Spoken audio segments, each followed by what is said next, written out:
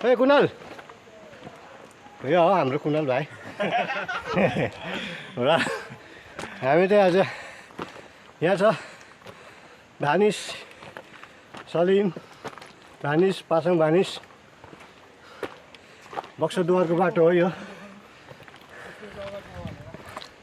टाढाबाट त देख्दैन आउनु तिम्रो यस्तो घरहरू देखाइदिनु न मजाको देखिरहेको छु नि अन्त यहाँ घरहरू हेर्नुहोस्